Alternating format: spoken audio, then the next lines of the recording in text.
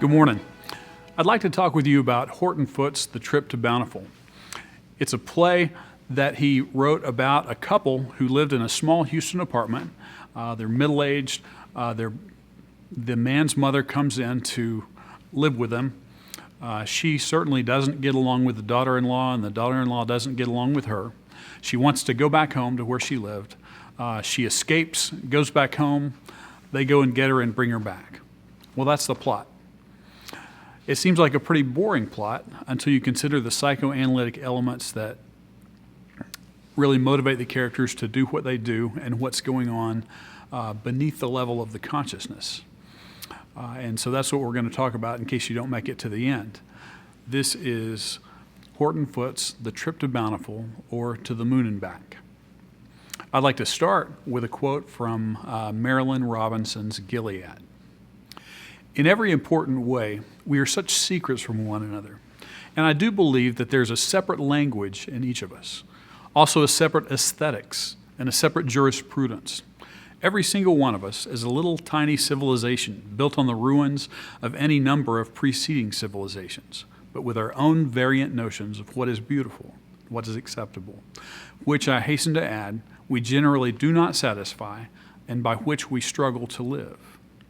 We take fortuitous resemblances among us to be actual likeness, because those around us have also fallen heir to the same customs, trade in the same coin, acknowledge more or less the same notions of decency and sanity. But all that really just allows us to coexist with the inviolable, intraversible, and utterly vast spaces between us. The Trip to Bountiful is perhaps Horton Foote's most produced and most famous play, if you don't consider the screenplay he wrote for Harper Lee's To Kill a Mockingbird. Foote set the 1953 masterpiece in Houston, Texas, as well as in an area a couple of hours' drive south of Houston, where the fictitious communities of Harrison and Bountiful exist. Harrison, Texas, is based on Foote's own hometown of Horton, Texas, the city of his birth, and the town where the characters in many of his plays would live and die. Foote's work could be considered nostalgic, quaint, and religious. And though much of his work may be all of those, that description understates his believable characters who are intense, complex, and provide fertile ground for a psychoanalytic reading that illuminates Foote's art. Tom Wright notes that Foote's plots become a means to an end, foregrounding the subjective, subtextual concerns of the characters, with plenty of room to investigate their psyche. Foote regularly explores the effect of social aging on the relations between the generations. One of his aging characters, Carrie Watts, has a compulsive desire to return to the almost vacant town of Bountiful, the home where her father was born and her child was raised. Carrie Watts is best understood through the lens of Freud's two motivations of the unconscious, the life drive, the pleasure principle, and the death drive. Carrie Watts' mean-spirited daughter-in-law, Jessie May, with her fantasy of wealth, movies, and their stars, is a search for an other that she believes will satisfy her desire and perhaps fill the lack she experiences with her inability to have children. Ludi, Carrie's son and Jessie May's husband, in a failed attempt to meet the competing needs of his wife and mother, represses the memory of Bountiful and refuses to even entertain the idea of taking his mother for the visit she longs for, a refusal caused by his recoil at the abject nature of his memories of Bountiful. Gerald Wood posits that the courage to be oneself, a courage born from beliefs and the attachments they foster, is the source of all valuable freedom in Foote's imaginative world. Wood may be correct, but the nature and development of the psyche that manifests that courage is an equally important inquiry. That is, the characters' psychic natures that create the courage and valuable freedom are at least as interesting as their resulting courage. Foote wrote plays, moving plays, about persons beaten down by emotional problems. In short, the three major characters in Foote's The Trip to Bountiful appear at first to rehearse the trope of the young couple frustrated to live with the equally unhappy older single parent. But upon a consideration of the forces of the psyche at work, the play illuminates the complexity of Foote's characters and the worlds they desire that erect barriers of misunderstanding among all three. The development of these characters allows the audience to consider the subtleties of the human experience and perhaps approach their own lives with more understanding. Sigmund Freud's work suggests that within the unconscious mind, at its most primal level, two competing drives propel our psyche forward. The life drive, the desire for achievement, sex, and all things pleasurable, and a death drive, the call of the thanatos, destruction, violence, and narcissism. For Freud, these competing desires, which exhibit too much conflict to exist in our conscious mind, exist primarily in the unconscious and are the subject of a battle between the superego, the psyche's source of authority, rules, religion, culture, ideologies, and morality, and the id, the location of the pleasure drive and the death drive. This battle informs the ego, which is most closely aligned with the conscious self. Freud identified several defense mechanisms, two of which are displacement and sublimation. For Freud, a person might displace an emotion or action considered inappropriate onto another object or person. For example, an employee might get in trouble at work and go home and kick their cat, displacing the socially unacceptable anger toward the boss to a perhaps more acceptable, or at least with lesser possibility of retribution, target of the family cat. Similarly, a person might sublimate a socially unacceptable activity to a similar activity in a socially acceptable channel. For example, someone with an argumentative nature might choose to practice law, a socially acceptable outlet for frequent engagement in disputes.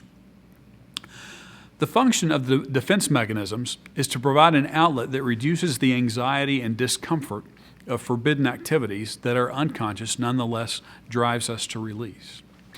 Jacques Lacan's understanding of the psyche of life beyond the imaginary order and into the symbolic order, that stage at which we realize we are an individual separate from our mother and forever foreclosed from the possibility of the wholeness experienced literally as a part of our mother's body prior to birth, and our felt knowledge of oneness experienced before the symbolic stage, is critical of the human desire of the big O other. For Lacan, from the imaginary order going forward, our search for the other, a return to that sense of wholeness experienced in which he calls the big O other, is managed with an effort to substitute little o others to fill the lack. The little o others manifest as desire or wish fulfillment from Freud's id, and appear in dreams, fantasy, or actual pursuit of others that are substituted for the quest for the big O other. For Lacan, this is how life proceeds. Julia Kristeva expresses this concept in a move from the semiotic to a symbolic stage upon the acquisition of language, which is roughly the same time as Lacan's imaginary order or mirror stage. Kristeva notes that the exit from the semiotic is not strict nor permanent, but life includes fluidity back and forth into the semiotic through certain human experiences. One of these is the abject, exemplified most clearly in the view of the corpse. It is at that point that one comes face to face with a corpse and the absence of life, which the viewer recognizes as their own destiny, that causes a glimpse of the real or semiotic to flash through to the conscious self. Though all three of these theorists have many more complexities and aspects of their understanding of the human experience, the Freudian unconscious drives, the Lacanian desire for the other, and Kristeva's understanding of the abject as a connection to the semiotic or real best illustrates the movements in the psyche that cause the characters in Horton Foote's The Trip to Bountiful to resonate and linger with readers and theatergoers long after they experience his text. A text that tells an otherwise mundane story of family dysfunction that occurs with some frequency in the human experience. One New York theater critic noted that the performance he saw would become an indelible memory. So Carrie Watts. Carrie Watts is considered one of Foote's strongest women in a time when most lead roles were written for men. Family life is characterized by friction, bickering, and open conflict between Mrs. Watts and Jessie May. The two women differ radically in their backgrounds, interests, and their values. When Carrie Watts sneaks out of her son's house, informed by her life drive or pleasure principle, with government check in hand, she enters into a liminal space between her home with her son, Ludi, and his wife, Jessie May, and the trip to Bountiful of her fantasy, one in which she hopes to live with her best friend, Callie Davis, in a place that she dreams will feel like home. The space is liminal, because she's left a dwelling that is not really a home and is headed to a home where no dwelling exists, into a threshold of time and space between two places that can never really be homes for her. The liminality is enhanced when the first bus agent tells her that the stop to Bountiful doesn't even exist anymore, and she must choose between the stop before or after Bountiful. Before leaving Houston, she sends a note to her remaining friend in Bountiful, Callie Davis, that she would be coming and she'd like to stay with her. To her shock, the bus agent tells her when she arrives that her friend Callie, the last resident of Bountiful, had been driving her tractor the day before she was found dead, and she was just buried that very morning of her arrival. Carrie Watts, with a known heart condition, is driven by an irrational dream of returning to Bountiful to make a life there. When Watts learns of her friend's death, she modifies that fantasy to plan to live in her old house and plant a garden.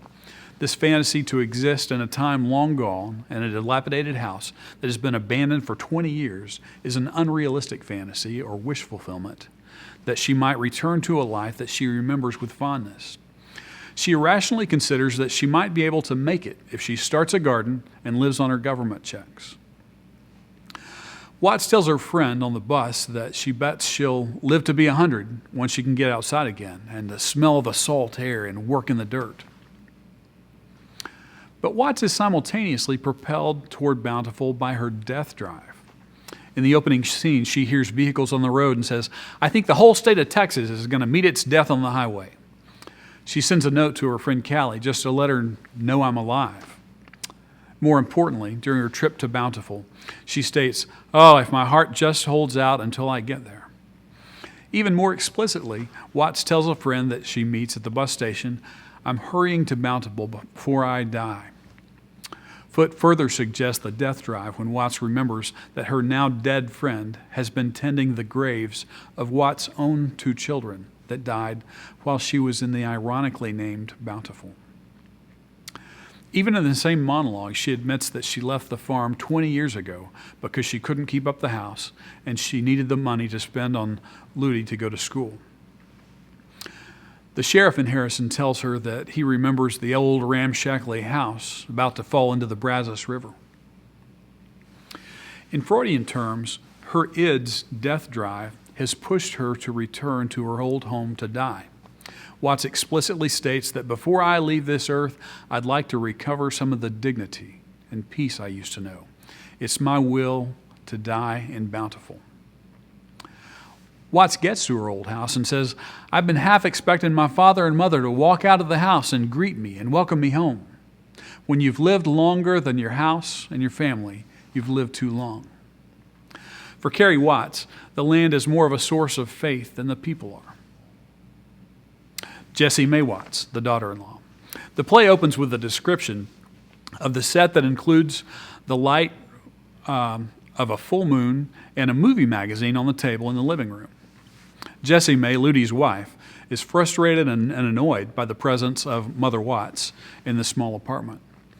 Although she admits that the dinner that Mother Watts cooked that day was very good, she says that, quote, "Some people were just born to enjoy cooking," disregarding any sacrifice and contribution Mother Watts makes to the family.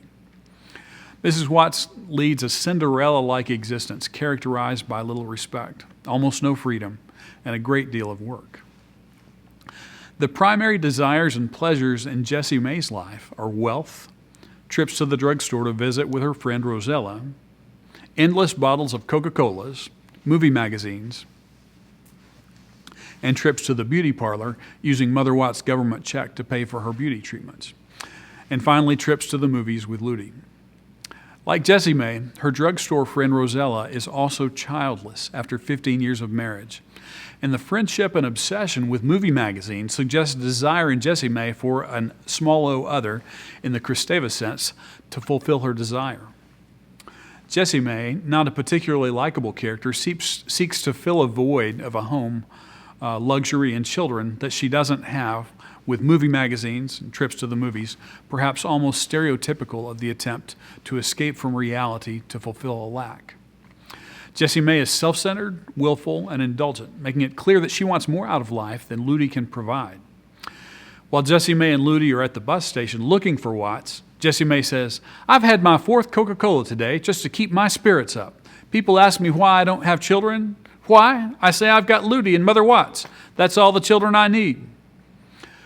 The failure to achieve reciprocity in exchanges with Jessie May and Ludi lie more with them and the social context than with Miss Watts herself.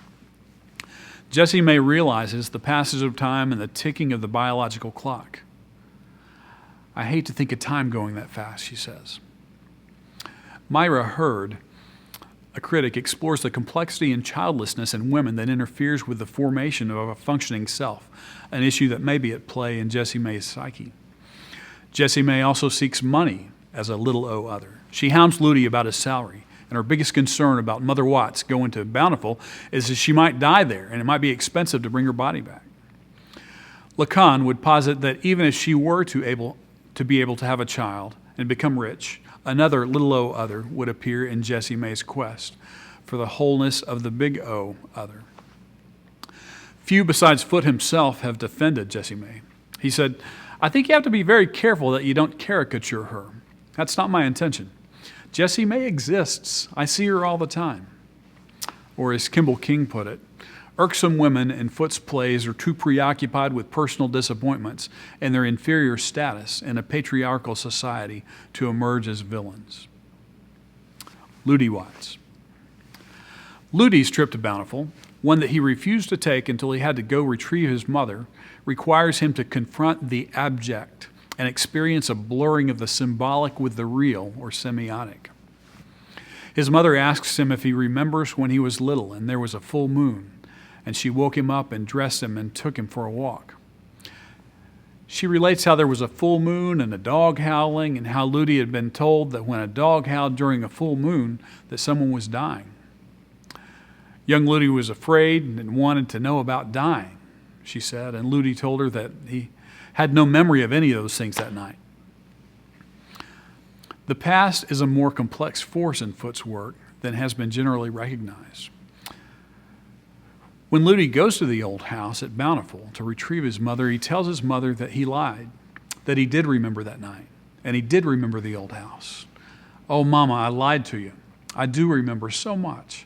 This house, the life here, the night you woke me up and dressed me and took me for a walk. And there was a full moon, and I cried because I was afraid, and you comforted me. Mama, I want to stop remembering. It doesn't do any good to remember." He also remembers the day his grandfather died. "I remember you taking me into the front room the day of the funeral to say goodbye to him. I remember the coffin and the people sitting in the room. I remember Grandmama sitting by the coffin crying. She made me promise that when I had a son of my own, I'd name it after Grandpapa. I would have too. I've never forgotten that promise. Well, I didn't have a son or a daughter." When Carrie asks her son to come in and see the old house, he says, "I don't think I'd better, Mama. I don't see any use in it. It would just make me feel bad. I'd rather remember it like it was." Robert Donahue, discussing 1918, another Horton Foote play, states that Foote creates a complex view of the past in which history and memory are both linking arms and combating each other in the face of the human urge to understand. It is only as we observe the ways Foote's plays formulates a clear distinction between these two manifestations of the past that the significance of the play emerges. One is scientific and objective, while the other is emotional and subjective. Ludi, too, has entered his own liminal space with flashes of the semiotic provoked by the return to his home and the memory of the full moon. The moon is often associated with the mother. Julia Kristeva says that for me, femininity is exactly this lunar form in the way that the moon is the inverse of the sun of our identity. And in this moment, Ludi finds himself outside the old house in Bountiful, admitting to himself and his mother his repressed memory of his earliest discussion of death and his poignant memory of the death of his grandfather, with a focus on the coffin in the parlor and the corpse of a house. The return to Bountiful has become for Ludi an encounter with the abject, which is perhaps illustrated by the fact that he cannot bring himself to enter the house where he mostly remembers the coffin of his grandfather. In fact, in his refusal to go into the house, he states that he would rather remember it like it was. This is exactly the sort of comment people make who don't want to go see a dead body, that they'd rather remember them like they were. This poignant moment, as Ludi stands with his mother and faces the abject in the home that she misses and desires, strikes a universal chord in the audience. Foote has captured regret, confrontation with repressed, abject truth, and allows the three main characters to leave the old house of Bountiful, much like one would leave a cemetery after a burial, changed. Mrs. Watts notes that pretty soon it'll all be gone. 10 years, 20 years, this house, me, you. Together, these symbols portray the human drive to create and recreate memory in the face of history's threat of obliteration. Foote uses the past to unbury memories and enables us in the present to know that we are part of the eternal human effort to stave off, through the act of remembering, our disappearance into history. Foote closes the play with Jessie May laying out new rules as Mother Watts leaves the liminal space of her trip to Bountiful to return to the Houston apartment to exist with Ludi and Jessie May. Mother Watts is told there will be no more hymn singing, no more running away. Foote could have closed the play with Watts' dramatic death on the porch of the old house, but chose to close it with the resigned Carrie Watts returning to her hell on earth in the cooped-up apartment in Houston. A dramatic death on the porch would have been too easy. Arnold Hauser notes that in Foote's impressionistic plays, everything stable and coherent is dissolved into metamorphosis and assumes the character of the unfinished and the fragmentary. The solution for Ms. Watts is resignation to her fate, resolving to get along with her daughter-in-law and adjusting to a bleak life in the modern metropolis. Carrie Watts will face what the future holds with dignity. The reality that each one must come to terms with desire, frustration, more desire, lack, and so on, yet achieve a peace and dignity within that tidal movement is the destiny of all of us, blessed or cursed, to live under the moon. Thank you and have a good summer.